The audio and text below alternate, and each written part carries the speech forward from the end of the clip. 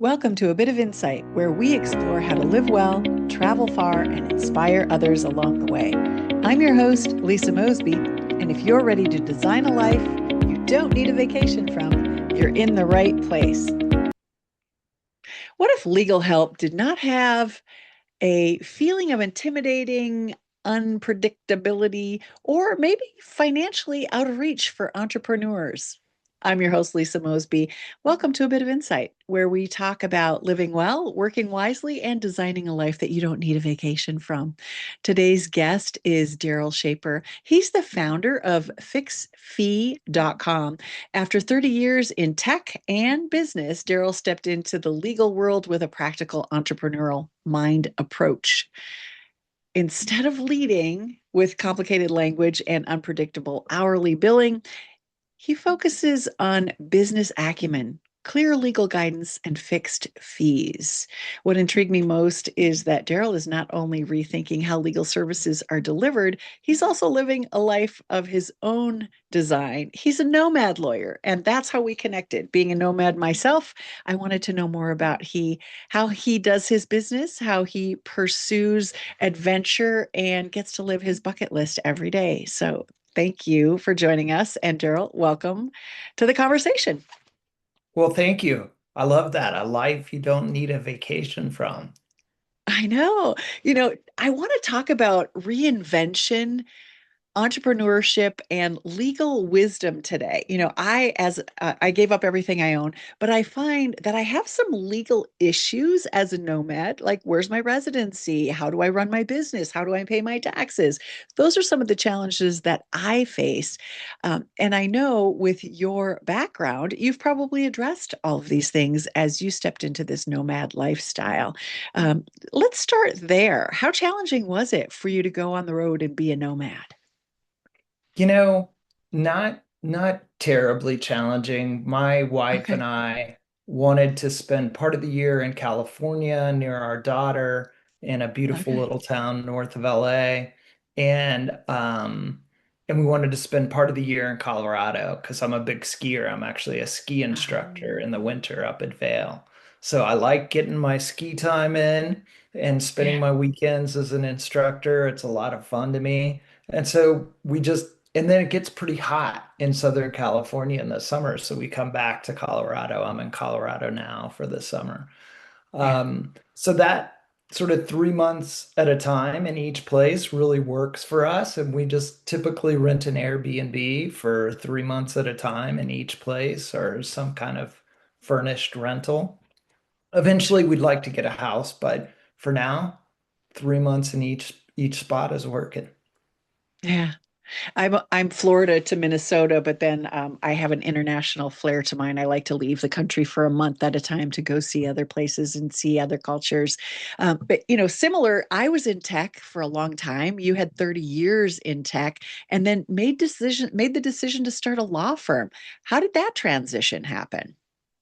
It was totally about AI, really. Oh, So my prior company, which we were able to sell pretty successfully to private equity, was in data science and e-commerce consulting.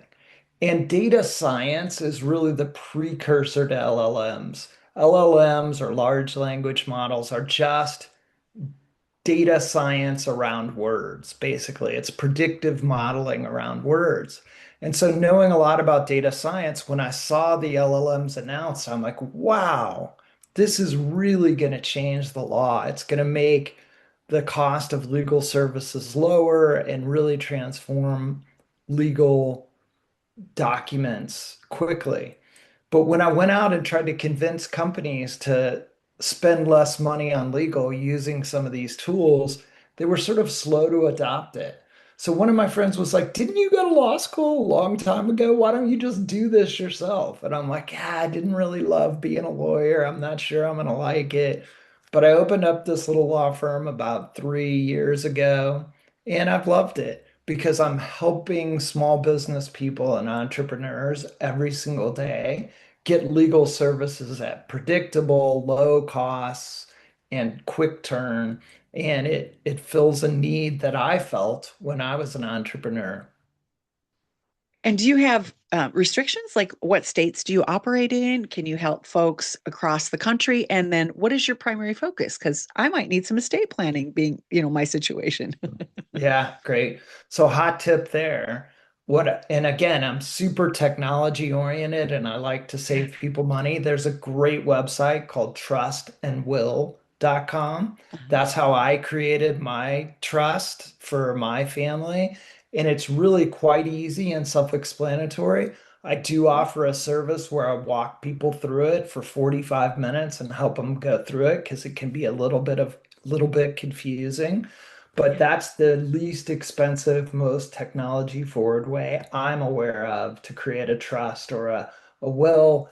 And then further, it's not just the will or the trust that you need, it's those other documents that are more important, like your living will, your medical power of attorney. And it creates all those documents for you in one quick session. And I know many entrepreneurs avoid calling a lawyer, until something's already gone wrong. They're in the middle of chaos. Why do you think this happens? And how do you help them set themselves up for success going forward? Yeah, so I don't recommend that. Number one, you asked a little bit about what do I do? I don't handle disputes of any kind. So Okay. I'm frankly not interested in getting into other people's fights at this stage of my life. And so all I handle are contract review and drafting. So I'll redline a contract for you when you've gotten it from a counterparty or draft a contract for you. And I also help with sort of general legal advice or business acumen. So, um, why do they do that? They do it because lawyers are exceedingly expensive and lawyers are extremely reluctant to give you any kind of forecast of what the project is going to cost you. So that's why I created the FixedFee.Lawfirm.com. We help you generate a fixed, clear amount that this document or review is going to cost you. And so when I was dealing with lawyers when I had my last company, I was too busy to do the work myself. So, it was always slow. It was always a bigger bill than I expected. And it was, frankly, they created issues. It wasn't very pragmatic. A lot of times they marked up the document too much. And when I'd look at it with some legal acumen, I'd be like, wow, that's silly. That's Yeah. silly. So being pragmatic is frankly just as important as fixed fees. And then what's the difference between fixed fee and hourly billing? Like, give me your insight on that. Why did you go fixed fee versus hourly billing? Well, again, I just did it because I felt like there was a need, right? You want to Okay. know what something is going to cost you. And I actually have a number of clients where once we've established a business relationship, it makes better sense for them to just have me bill them on an hourly basis. But we started with fixed fee, built a level of trust, and then now they know. Because when you think about fixed fee, right, I have to get in a document um, or get in an assignment, understand the scope of the work, estimate that it's going to take me X number of hours, and then I build some cushion on top of that in the fixed fee that I put there in case it ends up taking longer than I think. So, in some ways, once built a relationship with me and trust that I'm going to be efficient, hourly could be less expensive than fixed fee. Ah, perfect. And the nuts and bolts for me is let's talk travel. You describe yourself as a nomad lawyer. What does that actually look like in real life for folks? Well, it's kind of interesting. Again, as we discussed, I move around between mostly Colorado and California. My law practice is actually in Texas. So I spend some time in Ah, Texas, but I'm a Texas lawyer. And so with contracts, you can assist people, especially if they have some connection to Texas with their permission, you can say, look, hey, I'm a Texas lawyer. Your contract may be Minnesota law, But the reality is contracts aren't radically different state by state. So as long as you understand I'm a Texas licensed lawyer and you're okay with that, I can review the contract for you. So that's kind of how that works. You have to acknowledge and agree that I'm not licensed in the state where you are or whatever. So I do work mostly with Texas people or Texas companies, but I support other folks as well with their permission. Anyway, I'm not sure I answered your question, but I You think I did. did, you did. And I'm talking to those folks out there in our audience that might want to become more fluid, maybe snowbirds. Maybe they don't want to give up everything they own and go nomad. But how do they continue to work, have a professional career while on the road? What kind of technology is there? This is a wheelhouse for you. What kind of rules, laws, legalities are people going to run into? And then where is your domicile? You said you're a Texas lawyer. That might be where your business is located, but is that also your domicile? Is that your state of residence? Officially, I'm a Colorado resident. I just use a Okay, UPS store as my mailing address, and then they forward that mail to me if I'm not in Colorado. sure. So that's how I deal with that. I'm curious how you do it, but that works for me. Um, and then interestingly, I think it would be kind of interesting. My previous company in data science and my current company, we do a lot of nearshoring. So we hire data scientists in Mexico, Argentina, and Colombia. And Okay. then for my law firm, I have a couple of associates that are lawyers in the country of Colombia that do work for me. And I just do a virtual meeting with them every morning to go through sort of the set of work we need to get done. They work on things first, then I check it using AI tools, legal AI tools that I have. Mhm.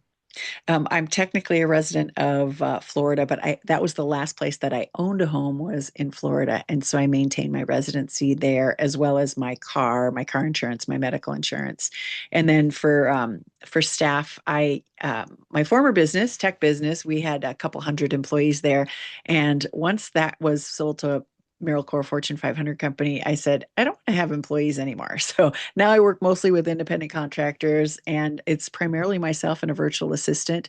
And she's based out of the Philippines. And I also work with another company that supports young men and women from the Philippines, where we're educating them on how to develop their business, how to manage their business, how to make money and support their families. So I get a lot of reward out of being able to do that. And then, of course, locally, wherever I'm at, oftentimes I'll use subcontractors if I need projects done quickly, something that I can pass off to somebody to just take care of. Uh, Insurance, medical insurance, and car insurance, those kinds of things can sometimes be tricky for folks when they want to do this kind of work. What has your experience been around that? Are you having any issues? Was that ever a challenge for you?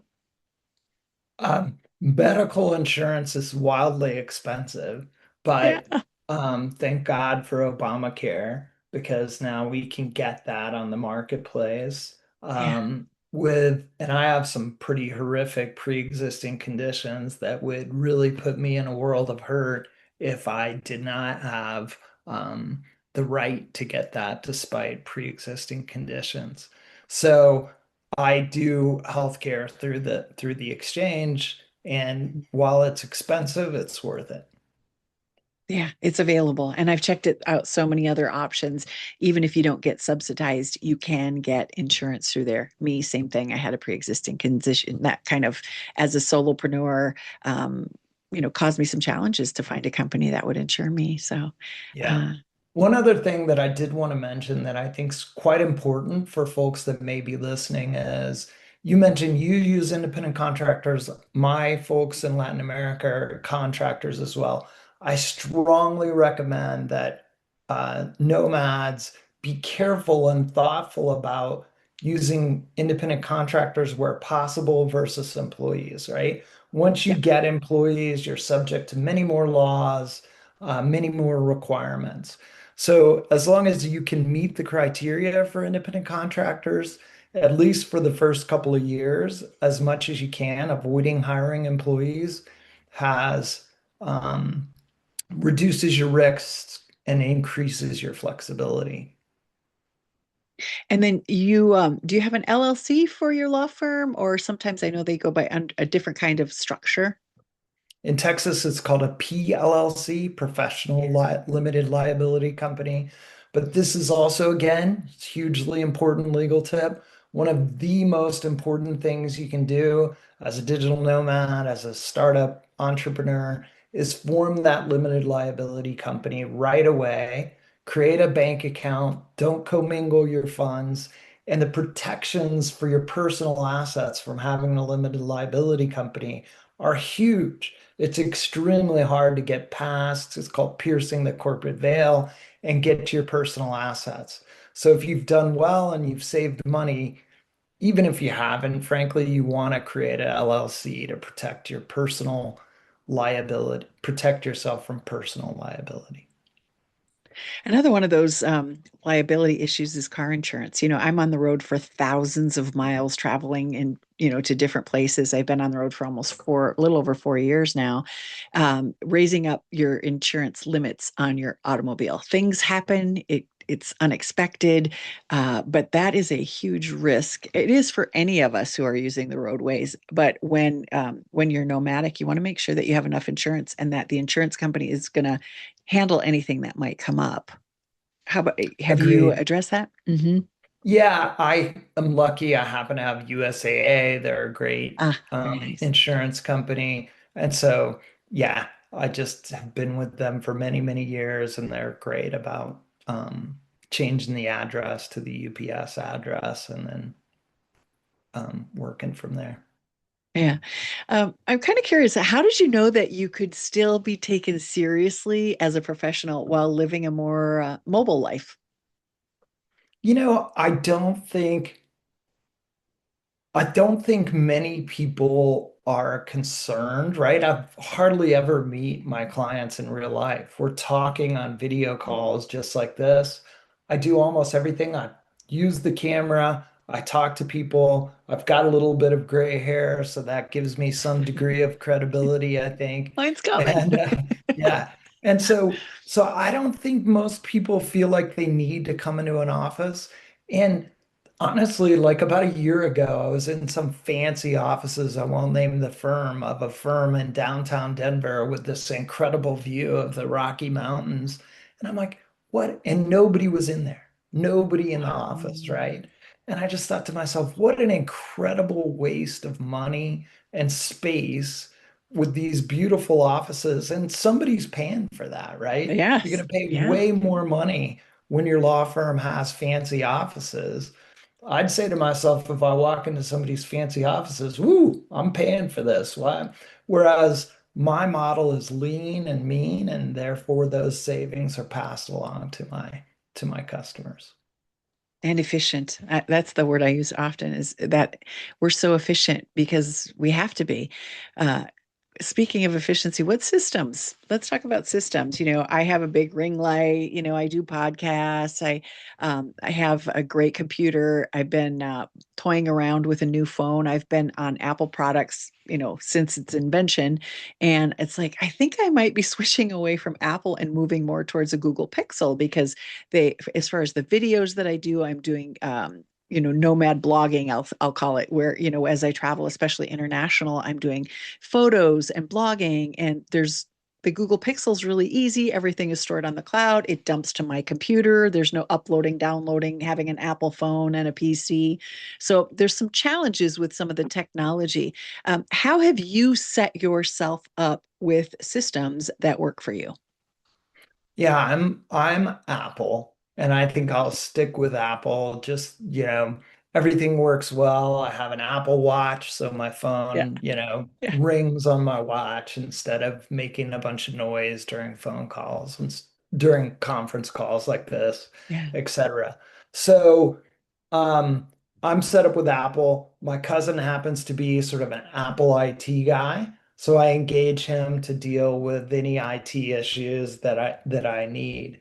But my son is very tech oriented. He works for a sophisticated tech company, and he for years and years had a Pixel in high yeah. school and was convinced that that Google was better, and it's Yeah. certainly bigger internationally. But my his concern when he went off to college and he's trying to text his friends, right? Apple makes it difficult to do a group text when you're a Pixel. I'm not sure if you're aware of that, but Oh, that can be a no. challenge. So it messes up texting with people in the US. So that's something to think about before you switch.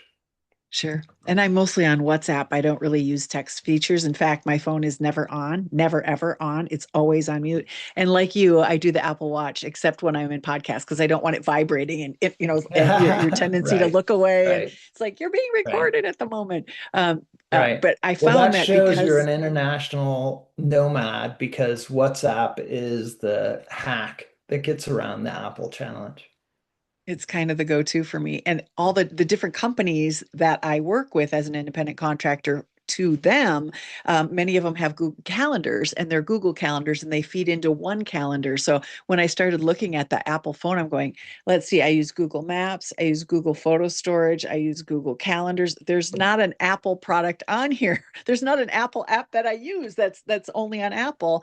And then do I optimize, the photos and getting everything to my computer so that my international virtual assistant can access it? So I can't get her into my Apple features, but I can get her into my Google stuff. So we really have to assess how are we living, and it's not optimal for me at this age to actually go learn something. I've always been on Apple.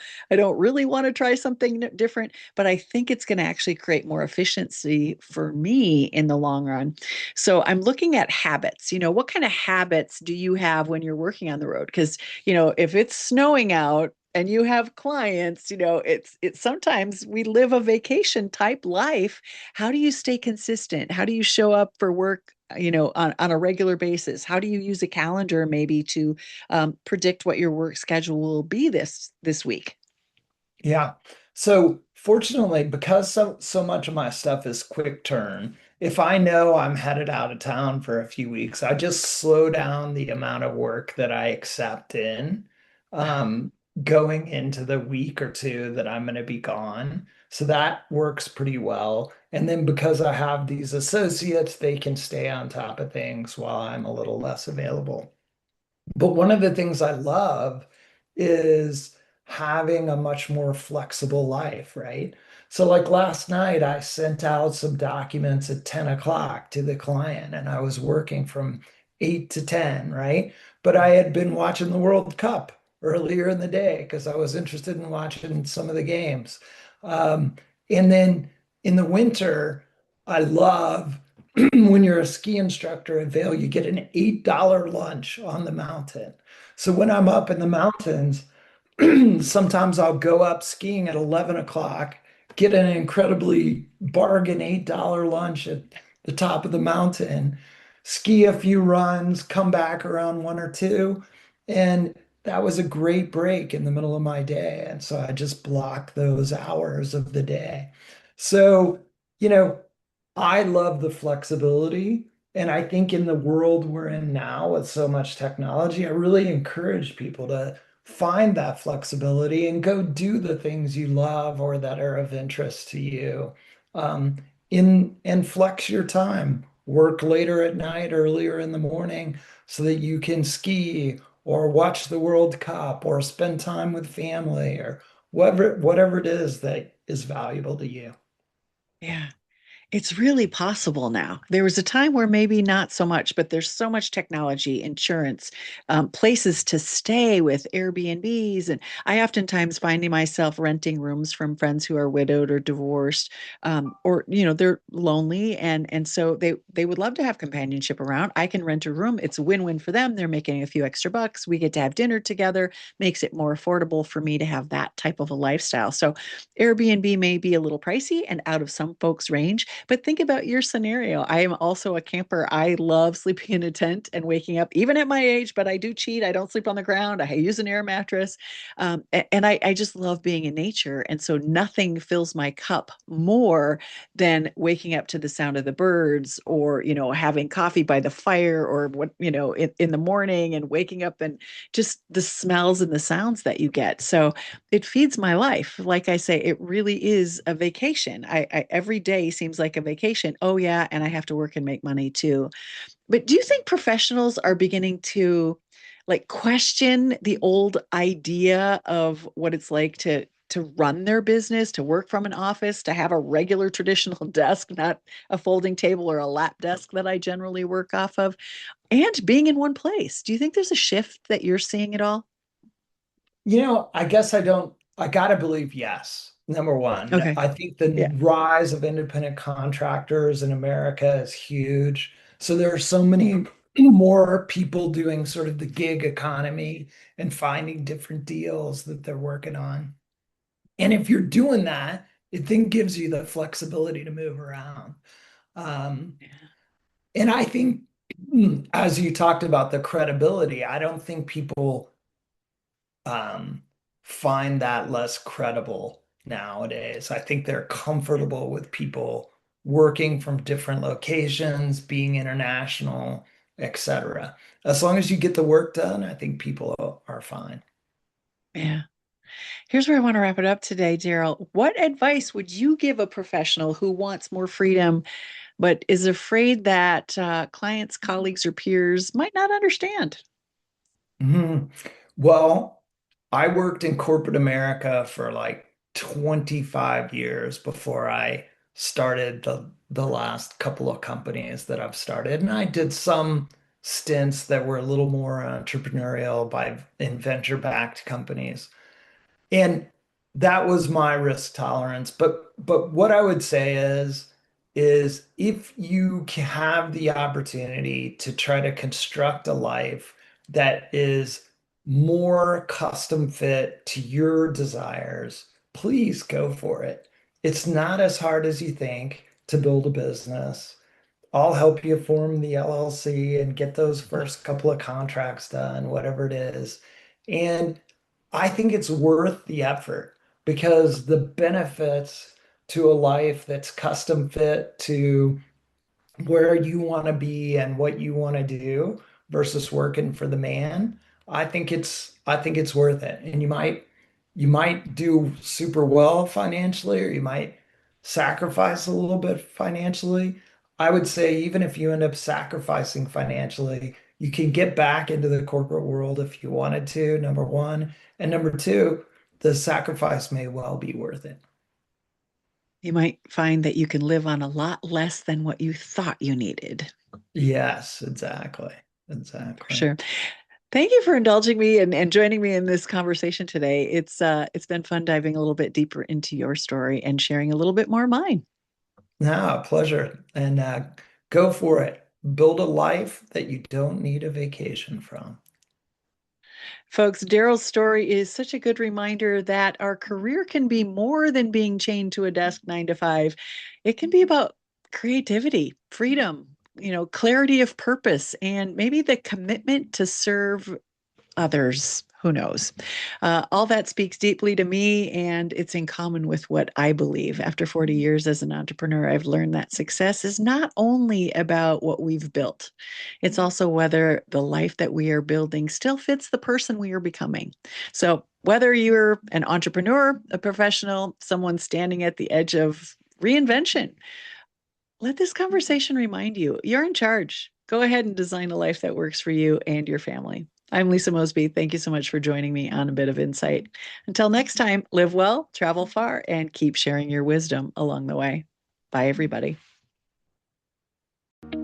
Thanks for joining me on A Bit of Insight. To get more involved with our wellness community, grab a copy of my book, Live Well, Travel Far, or to explore our travel offerings, visit the website at insightcenterforwellness.com. And if today's episode gave you something to think about, leave a review and please share it with a friend. This is Lisa Mosby reminding you to live well, travel far, and always follow your insight.